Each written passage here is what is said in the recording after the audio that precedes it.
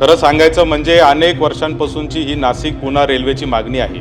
पण ज्या जीएमआरटीचं कारण सांगून की कारण दिलं जातं की बदलावा लागेल ट्रॅक, जर त्याची माहिती जीएमआरटीने अजून दिली नाही की आम्हाला हरकत आहे किंवा नाही, तर कशा पद्धतीने त्याचं कारण सांगितलं जातं हा खऱ्या अर्थाने प्रश्न आहे। की अनेक आंदोलनं आता त्या ठिकाणी चालू आहेत। रास्ता रोकोचं समृद्धीचं रास्ता रोकोचं आंदोलन देखील पुकारलं होतं लोकांनी, परंतु आपण त्याला स्थगित केलं। अनेक आंदोलनं अनेक कृती समित्या तयार झालेल्या आहेत। अजितदादांचं देखील एक स्वप्न होतं की हा नाशिक पुण्याचा रेल्वे मार्ग सरळ मार्गाने झाला पाहिजे। दादांनी त्यासाठी प्रचंड प्रयत्न केला होता। नाशिक पुणे सरळ मार्गाने रेल्वेच्या संदर्भात काही बैठक आपण आपल्या उपस्थितीत जर ठेवली अधिवेशन संपण्याच्या आत, तर निश्चित मला खात्री आहे की याच्यातून मार्ग निघेल आणि आम्हाला न्याय मिळेल। स्वतः रेल्वे मंत्र्यांशी बोलून यातले जे कोणी मोस्ट टेक्निकल अशा प्रकारचे कन्सल्टंट्स असतील त्यांना अपॉइंट करून घेऊ आणि त्यांच्याकडनं त्या संदर्भातला एक रिपोर्ट आपण घेऊ। खरं सांगायचं म्हणजे अनेक वर्षांपासूनची ही नाशिक पुणे रेल्वेची मागणी आहे। मागच्या काळामध्ये हा रेल्वेचा मार्ग जेव्हा बदलण्याचा निर्णय केंद्र सरकारकडून झाला, खरं तर ही महारेलची रेल्वे होती, ती नंतर सेंट्रल रेल्वेकडे गेली, म्हणून हा प्रश्न राज्य सरकारशी संबंधित आहे। आणि म्हणून ज्यावेळेस ती सेंट्रल रेल्वेकडे गेली तेव्हा त्याची अलाइनमेंट बदलली। माननीय सीएम साहेबांचा याच्यामध्ये सविस्तर अभ्यास आहे, अनेक वेळा त्यांच्याशी चर्चा झाली आहे। पण ज्या जीएमआरटीचं कारण सांगून माननीय मुख्यमंत्री साहेब की कारण दिलं जातं की बदलावा लागेल ट्रॅक, त्या जीएमआरटीचं माहितीच्या अधिकारात आलेलं आमच्याकडे उत्तर आहे। आणि त्याच्यात स्पष्टपणे जीएमआरटीने सांगितलंय की अशा पद्धतीचं कुठलंही आमच्याकडून टेक्निकली त्यांनी चेकसुद्धा केलेलं नाही। आणि म्हणजे जर त्याची माहिती जीएमआरटीने अजून दिली नाही की आम्हाला हरकत आहे किंवा नाही, तर कशा पद्धतीने त्याचं कारण सांगितलं जातं हा खऱ्या अर्थाने प्रश्न आहे। माननीय सभापती महोदय, माझी सभागृहाच्या माध्यमातून माननीय मुख्यमंत्री महोदयांना विनंती आहे की अनेक आंदोलनं आता त्या ठिकाणी चालू आहेत।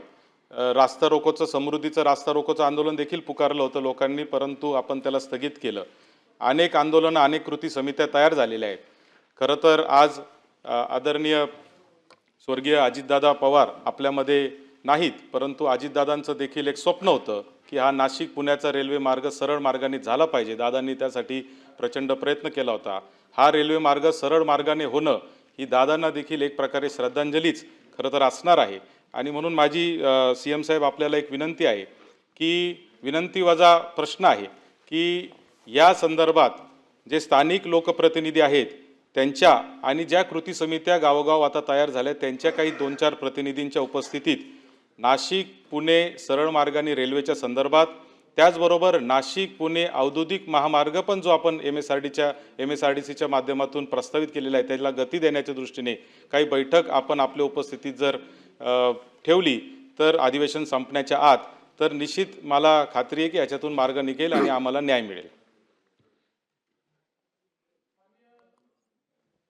सभापती महोदय, आपल्याला कल्पना आहे की महारेलच्या माध्यमातून हा मार्ग आपण तयार केला होता।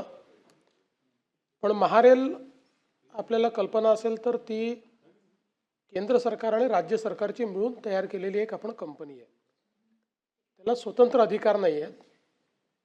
ते त्या ठिकाणी एक प्रकारे कॉन्ट्रॅक्टरचं किंवा एजंटचं काम करतायत। त्या दृष्टीने तो मार्ग मंजूर करण्याकरता आपल्याला केंद्र सरकारकडेच पाठवावा लागतो। तर आपण केंद्र सरकारकडे पाठवल्यानंतर केंद्र सरकारने त्याच्यावर आक्षेप घेतला। आक्षेप घेतल्यानंतर मी स्वतः त्या ठिकाणी गेलो, आम्ही पूर्ण प्रेझेंटेशन त्यांच्यासमोर केलं। त्यावेळी त्यांनी त्याला मान्यता दिली नाही। मी दुसऱ्यांदा गेलो, दुसऱ्यांदा त्याची बैठक झाली।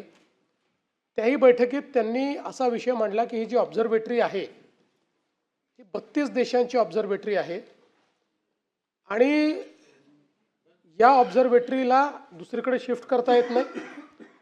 या ऑब्झर्वेटरीचा जो काही बफर झोन आहे त्या झोनमधनं रेल्वे नेण्याची परवानगी देता येत नाही तिथे ती ऑब्झर्वेटरी आहे। आणि म्हणून मग त्यांनी ही सूचना मांडली की अल्टरनेट जो काही रूट आहे तो व्हाया शिर्डी करावा। फास्ट रेल असल्यामुळे त्याला एक 30 मिनिटं जास्त लागतील आणि मग हे जे काही सुटतायत, काही जसं तुमचा भाग काही सुटतोय किंवा तिथनं काही त्याला जॉईंट द्याव्यात, एक्सटेन्शन्स द्याव्यात, असा त्यांनी एक मार्ग त्या ठिकाणी सांगितला। पण साधारणपणे आपल्यापैकी राज्यामध्ये कोणालाही तो काही मार्ग मान्य नव्हता आणि म्हणून हे प्रकरण आता तिथेच थांबलेलं आहे. या बैठकी आपल्यासोबत घेतली तरी त्यातनं काही फार मार्ग निघेल अशी त्याची शक्यता नाही, कारण सेंट्रल गव्हर्नमेंटने रेल्वे विभागाने स्पष्टपणे लेखी या संदर्भातला निर्णय घेतला आहे की या ऑब्झर्वेटरीमुळे करता येत नाही. तथापि याच्यात एक मार्ग निश्चितपणे निघू शकतो की कमीत कमी डेव्हिएशन करून आपण कशा पद्धतीनं म्हणजे ऑब्झर्वेटरीचाही प्रॉब्लेम येऊ नये आणि डेव्हिएशनही कमीत कमी व्हावं या दृष्टीने मी केंद्र सरकारशी चर्चा करून या क्षेत्रातले जे तज्ज्ञ कन्सल्टंट्स आहेत त्यांना अपॉइंट करून घेतो.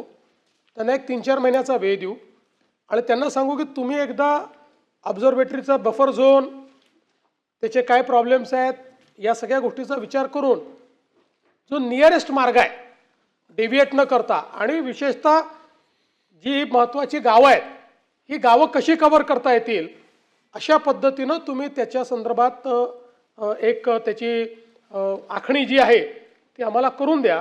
आणि मला वाटतं ती आखणी आल्यानंतरच आपण ते करू.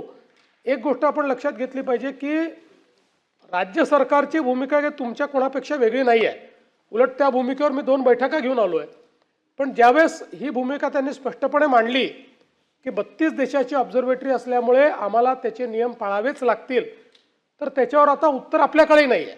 आणि म्हणून यातनं काही ना काही टेक्निकल उत्तर एखाद्या एक्सपर्टने दिल्याशिवाय हे पुढे जाऊ शकणार नाही. म्हणून मला असं वाटतं मी स्वतः रेल्वे मंत्र्यांशी बोलून यातले जे कोणी मोस्ट टेक्निकल अशा प्रकारचे कन्सल्टंट्स असतील त्यांना अपॉइंट करून घेऊ आणि त्यांच्याकडनं त्या संदर्भातला एक रिपोर्ट आपण घेऊ. प्रश्न क्रमांक 3. महोदयांनी अतिशय सविस्तर उत्तर दिलेलं आहे आणि त्यांचा त्या विषयाचा अभ्यास आहे, त्यामुळे त्यांना माहिती पण आहे. विनंती एकच आहे की सभागृहाच्या माध्यमातून आपण जे आता सांगितलं ही जर एक बैठक घेऊन जर आपण लोकांना आपल्या उपस्थितीत सांगितलं तर लोकांमध्ये एक विश्वास निर्माण होईल. कारण आज जे आहे ते असंतोषाचं वातावरण तयार झालेलं आहे.